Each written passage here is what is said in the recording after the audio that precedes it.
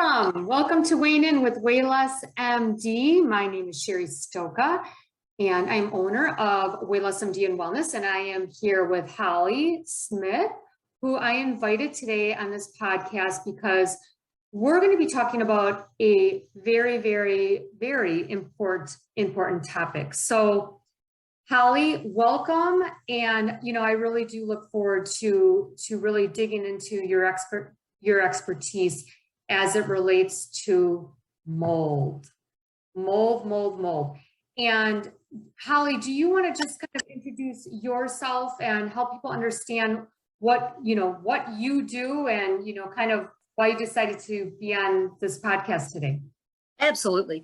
So indoor air quality is huge because no matter, it seems that people are going from their houses to their car to their office. So we're inside more than we're outside, and so I personally have respiratory issues all my life, and so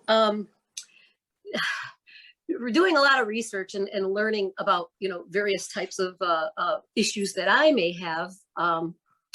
Really, just help me to understand how to balance indoor air quality. My boss invited me to join his company back in 2012 when he and I were hanging out talking, because we're both tradespeople. I was a project manager in hollow metal doors and frames, so we would just hang out and talk indoor air quality and just shop. And when he invited me to join his company and just handle all of the indoor air quality, I just thought it was the coolest thing. For me, it was more like a hobby, and then it became a career. So learning about molds is really important because a lot of people say, well, I'm allergic to mold. Well, yeah, you do. Did they actually take an allergy test? So in any case, a lot of times people think that they're allergic to mold. They probably are. Mold, we can't get away from it. It belongs outside because it breaks down leaves and sticks and things like that. So it has a purpose.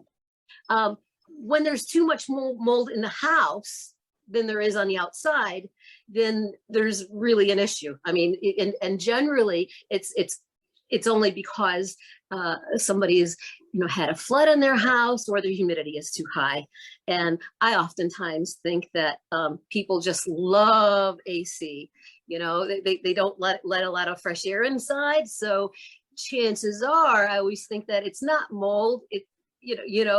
But I like to test because people need to learn and educate themselves about mold. So yeah, and not to cut you off, but I think definitely we're going to dig more specifically into all of those questions because obviously your career, your expertise is going into homes, checking to see if people are being exposed to mold, on a daily basis, breathing it in, and really if they are, what are the consequences? And I had a moment in my life where we did buy a older home. This is probably about 7 years ago. We bought an older home next to the lake. And, the introduction to mold was when my 6-year-old at the time had this chronic cough, and he was super healthy otherwise, no health issues. And he had this cough. So, I first, of course, took him to the doctor, and he had an endoscope and he had all these tests. And of course they said, oh, he's in perfect health. So I thought immediately it had to be environmental. So I called somebody, this was before you and I met, I called somebody in, they tested the home, and sure enough, where he did his homework, every single day was where there was black mold. And, so I really wanted to understand what that meant. Does the mold stay there? Does it, what does that mean when you are inhaling this fungus that really, elicits like toxins every single day and causes a lot of oxidative stress, among other things in your body. So that's kind of long-winded. But then, we met about 3-4 years ago. We moved from that home to another home, which was again close to the lake. So I immediately found you. You came out to our home, tested our home. We did find minimal, areas where that needed to be kind of repaired and things like that. But tell me a little bit about, your experiences and really what you're finding in homes and really how it's affecting people's health. So many times people call because just like in your case, by the time they call, they're already toxic. Their body is already, they're just over their head because their doctor's already given them a battery of Z-Packs or whatever, medicines, and already gone through so many batteries of different tests. And they're like, geez, I'm still not getting well. And they'll call me. So I ask them a few questions, about their environment and where they spend their time. Mainly, have you ever had any water intrusion? Then I'm asking about where they live, whether it's a lower level water intrusion. If people get a flood in their basement or anywhere, let's just say even in the attic, those materials are already compromised. So to go in and like clean it up and vacuum up the water and everything, that's not enough. They literally have to, they really have to remove all the products or items that were compromised. Mold grows on anything that's organic. So paper and hair particles and dust and anything like that. People will say, mold doesn't, my basement isn't finished. So it's a cement basement. All right, great. It's easier for me to find, to see water stains, on the wall. Have you had any, are there any foundation cracks? Mold will grow on the organic material that's on the porous surface of the cement. So go ahead. What does your testing look like? Because, obviously mold is very important in the business that I do. I mean, I run a weight wellness business and, digging deeper down or we'll talk maybe a little bit about this, but, mold obviously is an inhibitor for weight loss. But when you're everything home, help people understand, what you do to look for it. Because what people tell me, because I ask the question, when I start to see the symptoms, I ask the question, could your house have mold? And they're like, I don't see anything. And then, they don't know what to look for. Yeah, exactly. So mold has different growth stages. So if it's inactive, mold will stay there forever until it gets the right conditions. I mean, it has to be physically removed. So the right conditions would be, let's just say there's some spotting. I'm going to give you a perfect scenario. We have let's just say a basement that has exposed rafters, and let's just say they never had any water intrusion, but it gets humid, really humid. Yeah. So at that point, and I usually see that a lot around the water pit.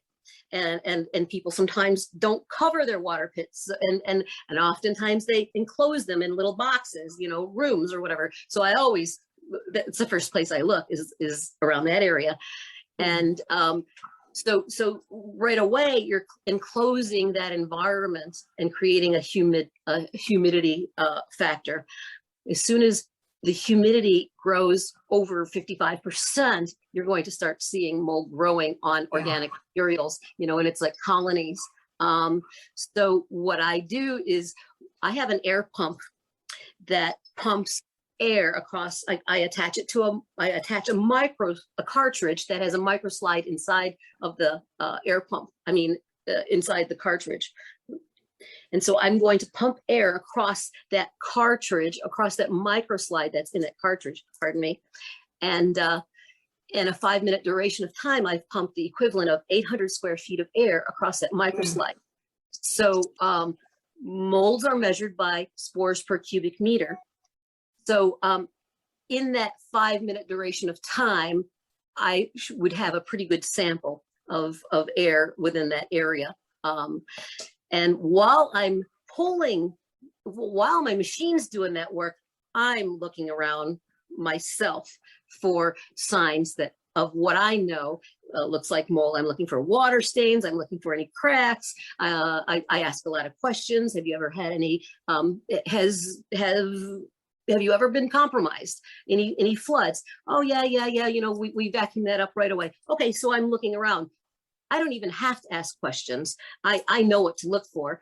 You can smell it. The mildew is off-gassing of active mold. So mold can stay in place and not be activated for a very long time. You can buy a 100-year-old house and have mold there, and as soon as it gets high humidity or water, it'll start growing.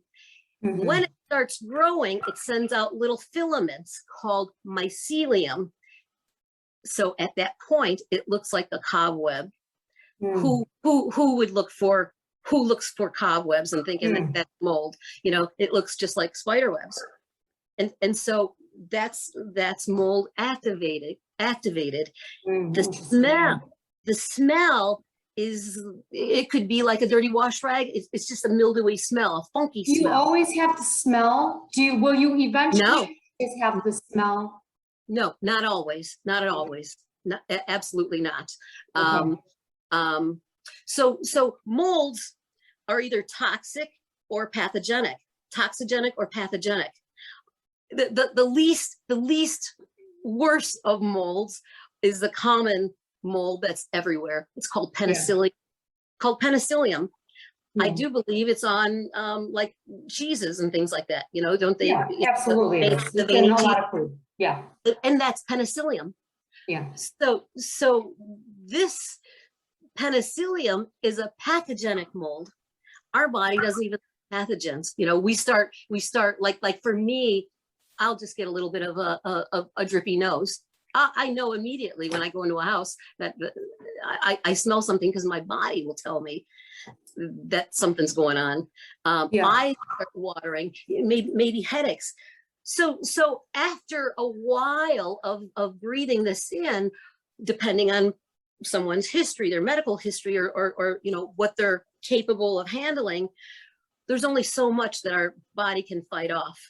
You know, before we start feeling lethargic and just not right. Something's just not right. And that's that's where people call me. Just something's not right.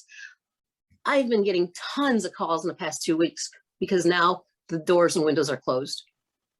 Now that the doors and windows are closed, their air is running through their house and something's just not, something's bothering them. Yeah. So this is my busy season, is when the windows and doors are shut. Yeah, that's so interesting. Yeah. And you know, in the business that I'm in, obviously in the wellness industry, it's more of really digging into the symptoms that are related with obviously the toxic exposure. And you know, common symptoms. I mean, I have kind of a list of common symptoms that I see when there's potentially, you know, mold exposure.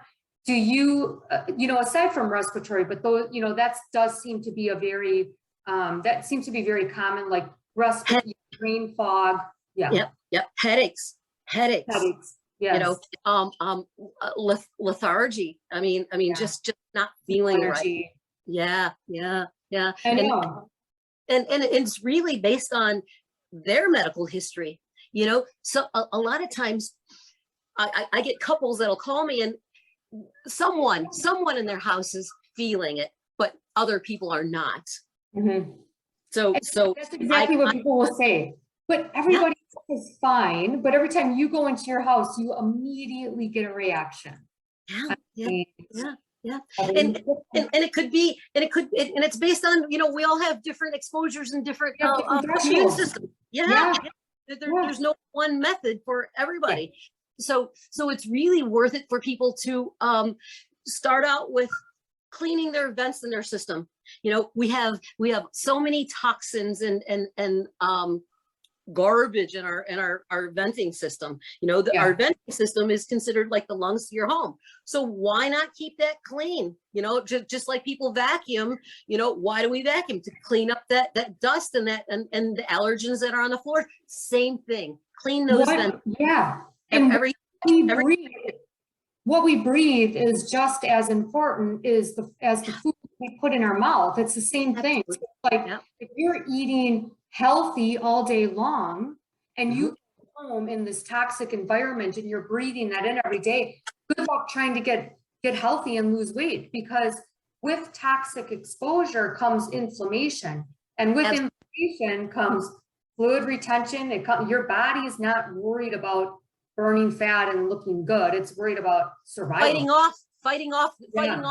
I mean, it's just too busy just fighting off whatever's coming in 100% into it, you know, whether it's toxin. And when people, you know, you were mentioning black mold, well, molds come in all different colors. You know, I was called into a house last winter, excuse me, they were rearranging their furniture.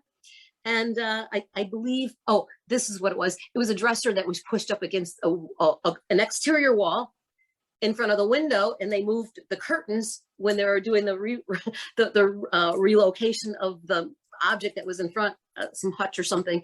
And behind that window, or behind the curtain, was all this beautiful orange and green mold. Oh, yeah. I mean, the whole surface. If I can find the photo, I'll share it with you. But I mean, seriously, it was toxigenic. Yeah, absolutely. I mean, you know, I can think of 2 to 3 different patients that came in, and it's unbelievable when you see the state that these people are in. They're in a daze. By the time they get to you, for sure. Yeah. They can't even think, they can't remember, you know, a day ago.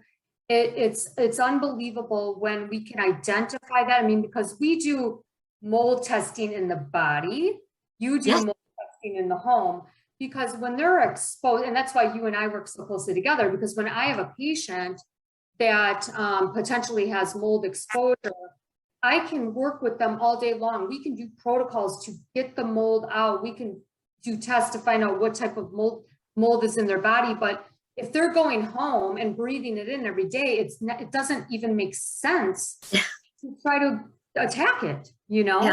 Yep, exactly. It's like changing the oil. You gotta get everything out before you can put in clean, you know? You do. And I ask people all the time, you know, do you feel better when you are on vacation or when you leave? And people usually know, you know, they're like, I actually feel better the second I get home. I get, you know, it's exactly what I ask people. And generally they'll say, you know, I feel great after you know, when I'm in my car. You know, isn't it funny? I even text, this is crazy. I've even tested cars, because people, you know, mistakenly leave their car open, you know, and it pours and stuff like that. And absolutely, a month later, people are like, I don't feel good, but I don't know what's, you know, coming in and test my car. So I go through all the questions. What's going on? Water intrusion, humidity, stuff like that. Absolutely. No, not my house, but my car. Right.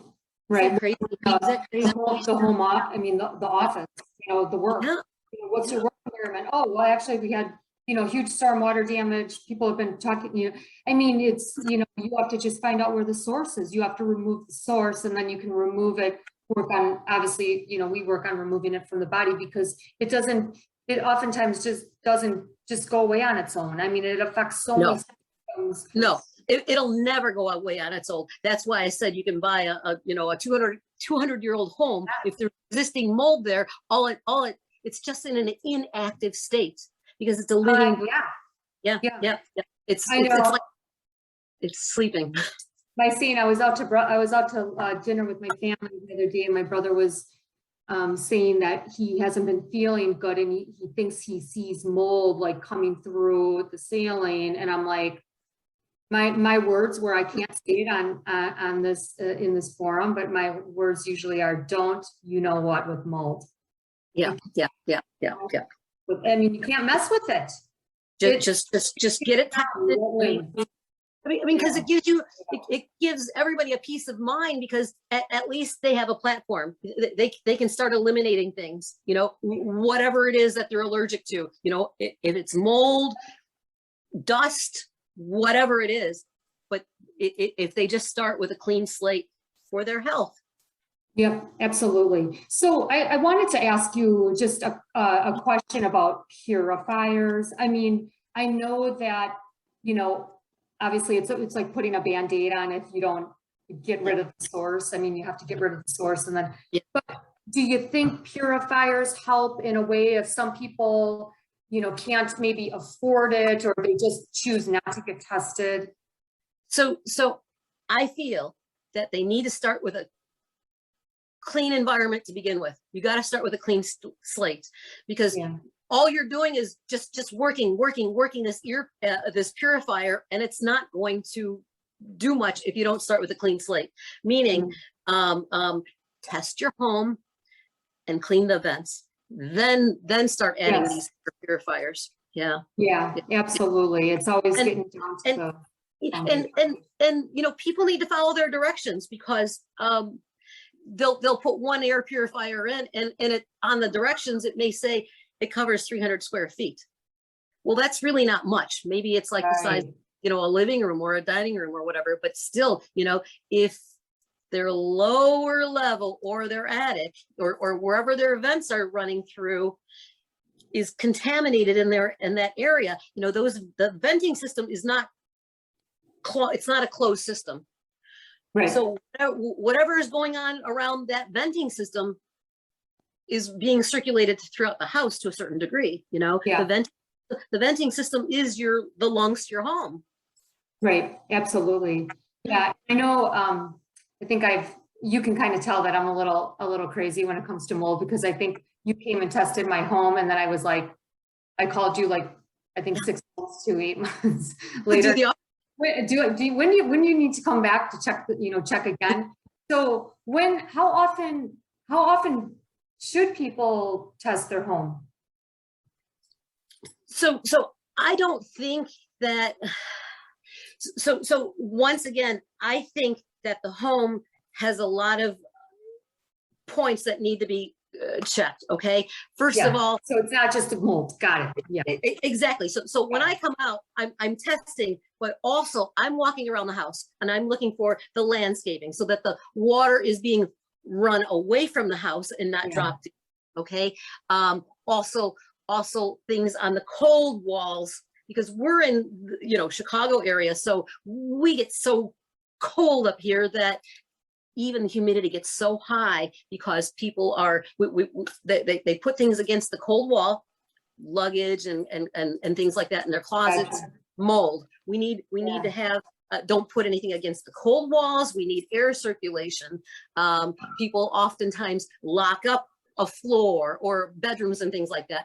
There's no air circulation. And then they have, and then they have somebody in that room. The most important thing is humidity. Humidity needs to be balanced on every level, because humidity ought to be, the EPA has a great website on indoor air quality. And so you could verify this. Every level needs to be balanced between 35 and 45%. That's the comfort range. As soon as mold starts getting, as soon as a level is higher than 50, 55%, mold is going to start growing on organic materials. I've crawled around basements where people say, we've been flooded. I don't know where it is. I smell it. I'll go into a basement and I'm like, I smell it too. So it's like a treasure hunt for me. I crawl around on my knees and I'm looking around for everything. If I can't see it visually, I look under coffee tables that are on floors, and they're wooden coffee tables underneath. I can start seeing the little spotting grow, on wood surfaces, organic materials. People don't look there. It grows on cement. I'm sorry. Does it grow on cement? It grows on the particles that are on the cement. So generally the dust particles and all the organic material that's on cement. So it won't grow on cement. It grows on, cement's porous. So in all that porous area, there's junk, Oh, gotcha. Our skin, we drop pounds and pounds of dust. Dust is skin particles and hair and pet dander and pet fur and everything. That's all organic. Yes. So that's mold food. Yeah. Yeah. Awesome. I mean, Yep. And it's funny because I recently moved. Well, we have two places now, but home in Florida. So, me, the mold, I'm, crazy mold person, always worried about it, move to an environment that obviously is very, exposed to all different sources of the environment. And so we got, you have to be careful. And, people in Florida don't have basements. And I always wonder if is that a good thing, or is it better? It's a great thing. However, the humidity, so now we're going to focus on humidity over there because humidity is off the charts. My lab is in Florida and I'm on the phone all the time with my lab, and they're trying to get me to move down there because they're like, there's so much business down here. Yeah. Humidity. It's always humid. I know it's finally like in the high 70s today where it was like 98, but so that's the temperature. Every level at a home, I believe every level in a home needs a dehumidifier. Oh yeah. Yeah. We have, as you can imagine, probably on every area, but it's, obviously the reason why we did this is because we really just want to get the word out there about the importance. If you have had water damage, if you see something, if you smell something, if you feel horrible when you're in your house, it's probably because you're breathing something in. Like, what else can you add and just help people understand like the signs or, things that they can look for? So you're in Florida where people are probably running the AC all the time. So in that area, we're talking about condensation on windows because they keep the air so high that we've got extreme temperatures. We've got a cold side and a hot side. So once again, we're talking about humidity. We need to balance that humidity. If they want to keep their home at 65 degrees on the inside and it's 85 degrees on the outside, perfect conditions for mold because you've got condensation and it's probably leaking. So in that in that instance, we need to balance the humidity. Yeah, we need to take the humidity down below 50%. Yeah, can you get a humidity test? Can you get something just to test the humidity in your home? So absolutely. Let me see if I have one. Could you hold for 1 second? Yeah. They're called hydrometers. And it's just maybe about a $18 little machine. Oh, okay. Like a little thing you put a battery in it. Battery will last for a couple of years. Anyway, it'll give you the temperature and the humidity. And keep one on every floor.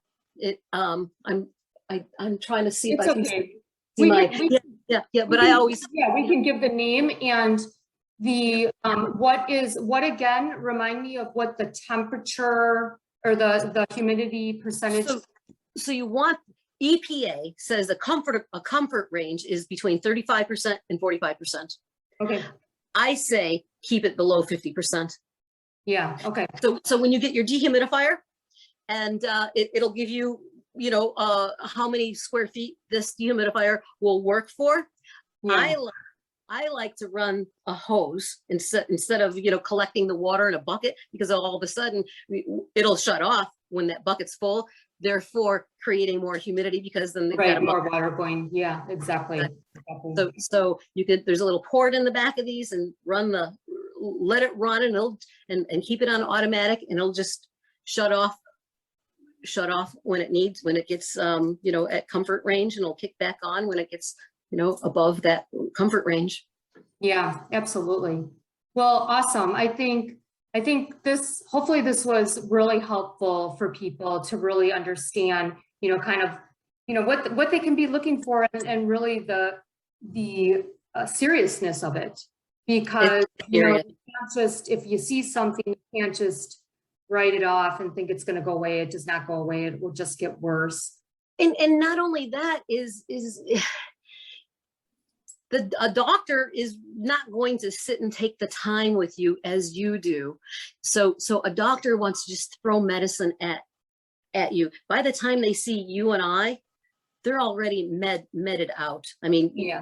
if that's a word, but you know what I mean? They've already gone through a litany of medicines. So now they need to be probably even detoxed. And that's why I say, you know, get in and clean your house really good with, here's another thing. People like to say, oh yeah, there was some mold, but because I asked them questions, well, why are you calling me?